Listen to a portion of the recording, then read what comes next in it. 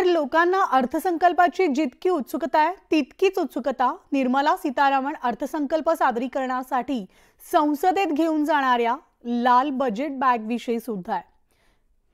आणि आपण ही थेट लाईव्ह दृश्य पाहतोय।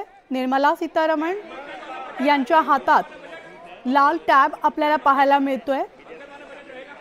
खरं तर सीतारामन यांनीच ही परंपरा बदलली। ब्रिटनच्या पावलावर पाऊल ठेवत भारताने अर्थसंकल्प सादरीकरणासाठी एक ब्रीफकेस घेतली आणि या ब्रीफकेसची परंपरा 2019 पर्यंत सुरू होती। आणि जेव्हा अर्थमंत्री निर्मला सीतारामन यांनी त्यांचा पहिला केंद्रीय अर्थसंकल्प सादर केला तेव्हा ही परंपरा मोडीत त्यांनी इतिहास रचला।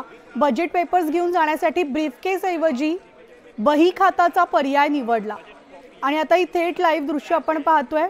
निर्मला सीतारामन आणि त्यांची टीम जी आहे ते यंदाचा अर्थसंकल्प घेऊन आता निघालेले आहेत। त्यांच्या हातात आपण हा टॅब पाहतोय। लाल रंगाचा जो टॅब आहे त्याच टॅब मध्ये संपूर्ण देशाचा अर्थसंकल्प आज काय असणार, काय मांडलं जाणार आहे, काय मोठं गिफ्ट मिळणार आहे हे पाहायचंय। 11 वाजता ते आपला अर्थसंकल्प सादर करतील। मात्र आत्ताची ही आपण थेट लाईव्ह दृश्य पाहतोय। निर्मला सीतारामन अर्थसंकल्प तयार करण्यासाठी त्यांच्यासोबत जी टीम होती त्या टीमसह आता त्या निघालेल्या आहेत।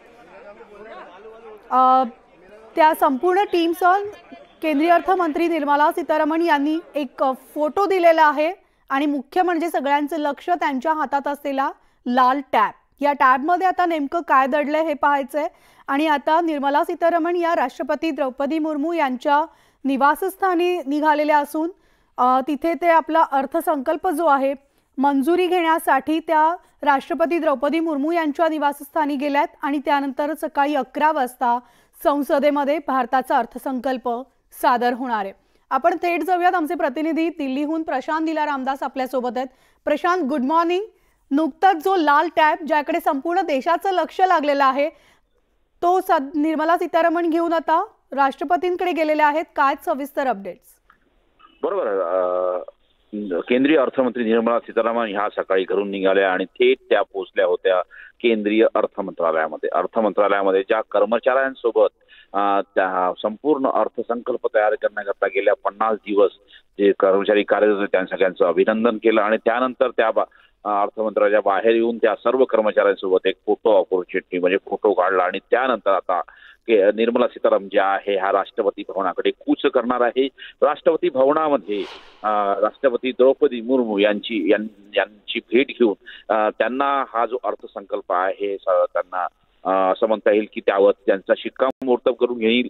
आणि त्यानंतर राष्ट्रपतींची मंजुरी मिळाल्यानंतर हा जो अर्थसंकल्प आहे तो थेट केंद्रीय मंत्रिमंडळाच्या बैठकीमध्ये ठेवण्यात येईल। कारण त्याच्यावरती देखील त्याचा हिरवा कंदील हवा असतो केंद्रीय मंत्रिमंडळाचा। आणि त्यानंतर तो लोकसभेमध्ये सकाळी 11 वाजता निर्मला सीतारामन त्या अर्थसंकल्पाचं वाचन करणार आहे।